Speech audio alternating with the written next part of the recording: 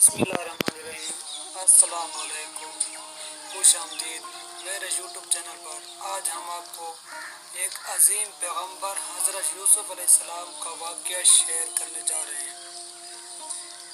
حضرت یعقوب علیہ السلام کو اللہ تعالیٰ نے 12 بیٹے عطا فرمائے، جن میں حضرت یوسف علیہ السلام اللہ تعالیٰ کے نبی تھے۔ حضرت یوسف علیہ السلام خوبصورت بھی تھے اور خوبصیرت بھی۔ ان کے والد حضرت یعقوب علیہ السلام ان سے بہت محبت کرتے تھے۔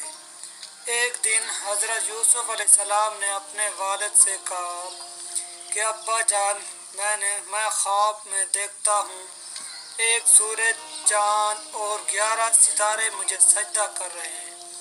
حضرت یعقوب علیہ السلام نے جو یوسف علیہ السلام سے فرمایا کہ اللہ تعالیٰ تم پر اپنا فضل فرمانے والا ہے، اللہ تعالیٰ تمہیں خوابوں کی تعبیر بتانے اور باتوں کی تہ تک پہنچنے کی صلاحیت دینے والا ہے۔ ساتھ ہی حضرت یعقوب علیہ السلام نے انہیں یہ تلقین فرمائی کہ اپنا یہ خواب اپنے بھائیوں کو نہ سنانا۔ حضرت یوسف علیہ السلام کے 10 بڑے بھائیوں کا خیال تھا کہ ہم جوان ہیں اور اپنے والد کے کاموں میں ان کا ہاتھ بٹانے والے ہیں، لیکن ہمارے والد کو ہم سے زیادہ یوسف سے محبت ہے۔ بھائیوں نے مشورہ کیا کہ ہمیں یوسف کو قتل کر دینا چاہیے یا کہیں دور پھینک آنا چاہیے تاکہ ہمارے والد کی توجہ یوسف سے ہٹ کر ہماری طرف ہو جائے۔ اپنے فیصلے پر عمل کرنے کے لیے بھائی اپنے والد کے پاس گئے اور ان سے کہا کہ کل ہم سیر و تفریح کے لیے جنگل جا رہے ہیں، آپ یوسف کو بھی ہمارے ساتھ بھیج دیں تاکہ وہ بھی کھیلے کودے اور ہمارے ساتھ کھائے پیے، ہم اس کی حفاظت کریں گے۔ حضرت یعقوب علیہ السلام نے فرمایا کہ مجھے خوف ہے کہ کہیں تم کھیل کود میں نہ لگ جاؤ اور اسے بھیڑیا کھا جائے۔ بھائیوں نے کہا کہ ایسا کیسے ہو سکتا ہے، ہمارے ہوتے ہوئے بھی بھیڑیا ہمارے بھائی کو کھا جائیں۔ حضرت یعقوب علیہ السلام نے بالآخر اجازت دے دی۔ بھائی حضرت یوسف علیہ السلام کو لے کر جنگل پہنچ گئے۔ بڑے بھائی یہودا نے سب کو مشورہ دیا کہ یوسف کو قتل کر دو، لیکن لاوی مانے ہو گیا۔ انہوں نے یوسف کو کنویں میں ڈال دیا۔ حضرت یوسف علیہ السلام کے بھائی رات کے وقت حضرت یعقوب علیہ السلام کے پاس روتے ہوئے پہنچے۔ بھائیوں نے کہا کہ ہم کھیل میں لگ گئے اور یوسف کو اپنے سامان کے پاس بٹھا دیا، اسے ایک بھیڑیے نے کھا لیا۔ بھائی حضرت یوسف علیہ السلام کی قمیض پر جھوٹا خون لگا لائے کے طور پر حضرت یوسف علیہ السلام کے سامنے کر دیا، حضرت یعقوب علیہ السلام کے سامنے پیش کر دیا اور حضرت یعقوب علیہ السلام سمجھ گئے کہ یوسف ابھی زندہ ہے اور یوسف کے بھائی صحیح نہیں کہہ رہے۔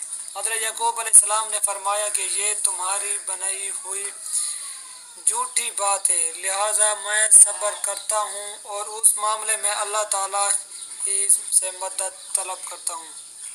حضرت یوسف علیہ السلام کنویں میں تنہا تھے۔ ایک قافلے کا جنگل سے گزر ہوا۔ قافلے والوں نے اپنے ایک آدمی کو پانی لانے کے لیے بھیجا۔ اس شخص نے پانی بھرنے کے لیے کنویں میں ڈول لٹکایا۔ حضرت ڈول میں بیٹھ گئے۔ اس شخص نے جب ڈول اوپر کھینچا تو ایک خوبصورت لڑکے کو دیکھ کر حیران رہ گئے۔ وہ خوشی میں پکارنے لگا کہ یہ تو نہایت خوبصورت لڑکا ہے۔ قافلے والوں نے حضرت یوسف علیہ السلام کو فروخت کرنے کے لیے چھپا لیا۔ قافلے والے حضرت یوسف علیہ السلام کو مصر لے گئے۔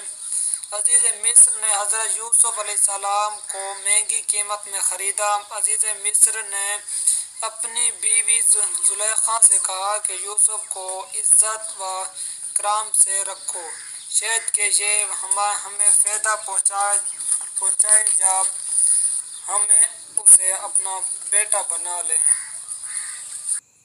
ہم اسے اپنا بیٹا بنا لیں۔ حضرت یوسف علیہ السلام اپنی جوانی کو پہنچے تو خوبصورتی میں ان جیسا کوئی نہ تھا۔ ایک دن زلیخا نے محل کے تمام دروازے بند کر دیے اور حضرت یوسف علیہ السلام کو برائی کی دعوت دی۔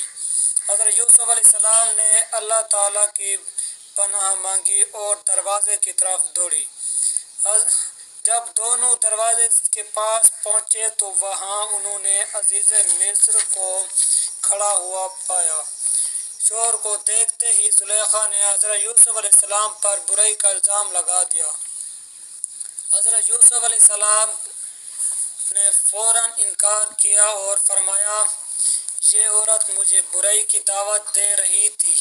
عزیز مصر کے لیے فیصلہ کرنا مشکل ہو گیا۔ اس پر زلیخا کے گھر والوں میں سے ایک گواہ نے گواہی دی کہ یوسف کی قمیص کو دیکھا جائے، اگر وہ سامنے سے پھٹی ہے تو زلیخا سچی اور یوسف جھوٹے ہیں، اور اگر قمیص پیچھے سے پھٹی ہے تو زلیخا جھوٹی ہے اور یوسف سچے ہیں۔ جب ان کی قمیص کو دیکھا گیا تو وہ پیچھے سے پھٹی ہوئی تھی۔ اس پر عزیز مصر نے زلیخا کو ڈانٹا اور کہا کہ تم ہی گناہ گار ہو، لہٰذا اپنی گناہ کی معافی مانگو۔ زلیخا کا یہ واقعہ لوگوں میں عام ہو گیا۔ امیر گھرانوں کی عورتیں زلیخا کو برا بھلا کہنے لگیں کہ وہ ایک معمولی غلام پر عاشق ہو گئی۔ جب زلیخا تک یہ باتیں پہنچیں تو اس نے تمام عورتوں کو دعوت پر بلانے اور ان کی مہمان نوازی پھلوں سے کی۔ ہر ایک کو پھل کاٹنے کے لیے چھری دی۔ پھر زلیخا نے حضرت یوسف علیہ السلام کو حکم دیا کہ ان عورتوں کے سامنے سے گزریں۔ عورتیں حضرت یوسف علیہ السلام کی خوبصورتی کو دیکھ کر حیران رہ گئیں۔ انہوں نے پھل کاٹتے کاٹتے اپنے ہاتھ زخمی کر لیے اور کہا کہ یہ انسان نہیں بلکہ ایک نہایت معزز فرشتہ ہے۔ زلیخا نے کہا، یہ وہی ہے جس کے بارے میں تم مجھے طعنے دے رہی تھی۔ ساتھ ہی زلیخا نے یہ بھی کہا کہ اگر اس نے میری بات نہ مانی تو میں اسے جیل میں ڈلوا دوں گی۔ حضرت یوسف علیہ السلام نے اللہ تعالیٰ سے دعا کی کہ مجھے برائی کے بجائے قید میں رہنا زیادہ پسند ہے۔ عزیز مصر نے عورتوں کا حال دیکھ کر یہی طے کیا کہ یوسف علیہ السلام کو کچھ عرصہ کے لیے جیل بھیج دیں۔ حضرت یوسف علیہ السلام کے ساتھ دو نوجوان بھی جیل میں داخل کیے گئے۔ یہ دونوں مصر کے بادشاہ کے ملازم تھے۔ ان میں سے ایک بادشاہ کو شراب پلانے والا تھا اور دوسرا روٹی پکانے والا تھا۔ ان دونوں پر بادشاہ کو زہر دینے کا الزام تھا۔ بادشاہ کو شراب پلانے والے نے خواب میں دیکھا کہ بادشاہ کے لیے شراب بنا رہا ہے، جبکہ دوسرے نے خواب میں دیکھا کہ بادشاہ کے لیے روٹیاں پکا کر سر پر رکھے ہوئے ہیں اور پرندے اس کے سر سے نوچ کر کھا رہے ہیں۔ دونوں نے حضرت یوسف علیہ السلام کو اپنے خواب سنایا اور ان کی تعبیر پوچھی۔ حضرت یوسف علیہ السلام نے ان نوجوانوں کو تسلی دی کہ میں جلد تمہیں تمہارے خوابوں کی تعبیر بتاتا ہوں۔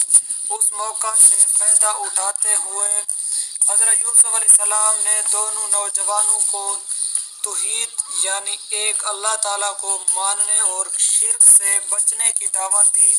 حضرت یوسف علیہ السلام نے خوابوں کی تعبیر بتاتے ہوئے فرمایا کہ بادشاہ کو شراب پلانے والا آزاد کر دیا جائے گا اور وہ دوبارہ بادشاہ کی خدمت کرے گا، جبکہ روٹی پکانے والے کو سولی دے دی جائے گی اور پرندے اس کے سر کو نوچ کر کھائیں گے۔ حضرت یوسف علیہ السلام نے بادشاہ کو شراب پلانے والے سے فرمایا کہ وہ ان کا ذکر اپنے بادشاہ سے کرے۔